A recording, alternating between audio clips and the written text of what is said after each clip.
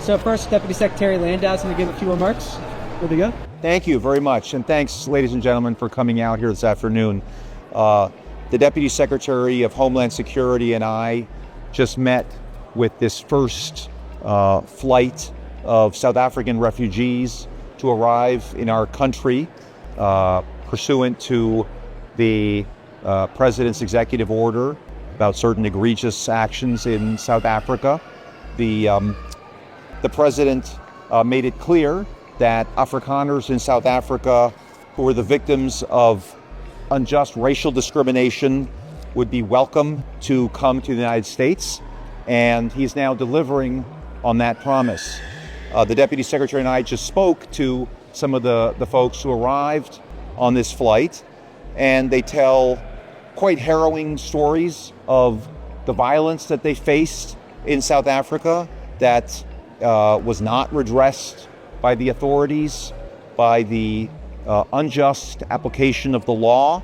The United States, as we were proud to say, stands for equal justice under law, and the fair and impartial application of the law.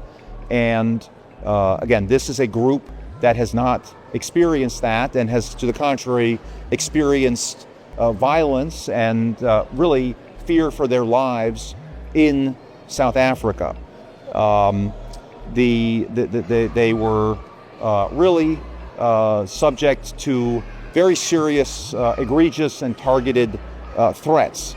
And we wish them well in their journey of the United States. We underscored for them that the American people are a welcoming and generous people, and we underscored the importance of assimilation into the United States, which is one of the very important factors that we look to in refugee admissions.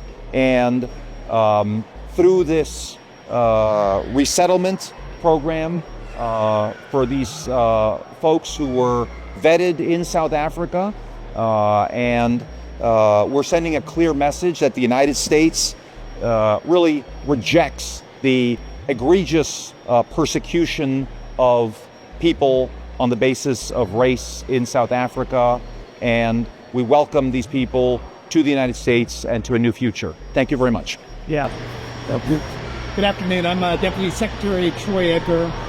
First of all, I just want to thank President Trump, Secretary Noem, for the opportunity to come down here and welcome these folks from South Africa.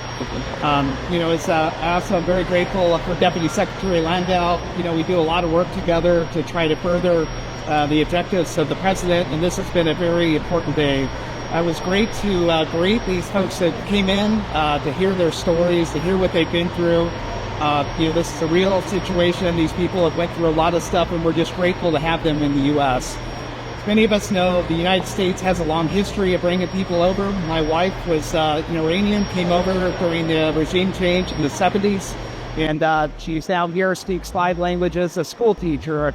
We think the American dream is possible for these South Africans. We're super excited for them, and Deputy Secretary and myself have given these people our personal information and said anything we could do to help them be successful. We just want to wish them the best. We thank you guys for coming down here and celebrating us with us. Thank you. Deputy Secretary, a couple questions. First, Breitbart. Hi, thank you for your time.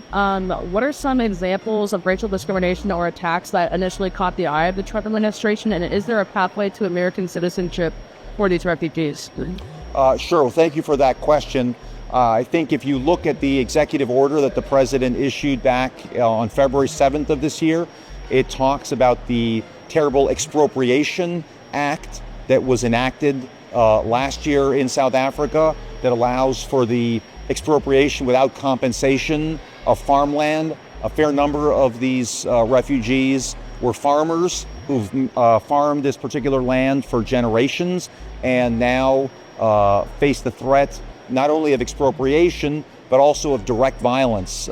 We had a chance to speak to them about many of these folks have experience with threatening invasions of their homes, their farms, and a real lack of interest or success of the government in doing anything about this situation, as well, obviously, as several very vociferous South African politicians repeating things like kill the Boer, kill the Afrikaner, and these people have been living under a shadow of violence and terror for some time now.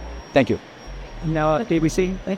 And that's just actually a fact of that. Thank you very much. And I just wanted to know, I can't hear you that well, I'm sorry. sorry, from the BBC, there are many people who are kind of fit the criteria for seeking help, were fleeing persecution, Afghanistan. They live in a country run by terror, but they're being denied refugee status. So I'm wondering, why is such an exception being made for the African, especially when the South African government says they need some danger? And are you going to open up the refugee settlement to take up for it? Thank you for that question. I think you may recall that on the president's first day in office, on January 20th of this year, he issued an executive order that paused U.S. refugee programs that had been going at record levels under the prior administration, and had brought in people that we were not sure had been carefully vetted for national security issues, and put a pause on the refugee admission program in general. That pause, of course, was subject from the very beginning to exceptions where it was determined that this would be in the interest of the United States. Some of the criteria are making sure that refugees did not pose any challenge to our national security and that they could be assimilated easily into our country.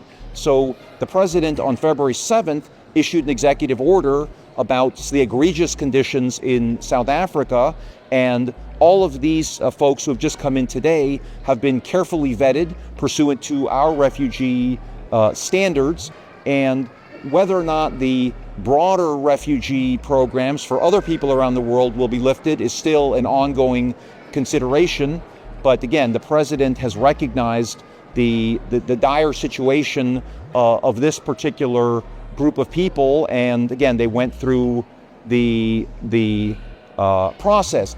It is not surprising, unfortunately, that a country from which refugees come does not concede that they are refugees, and unfortunately, the South African government has not done what we feel is appropriate to guarantee the rights of these citizens to live in peace with their fellow South Africans, which is why, under our domestic law, they were given refugee status.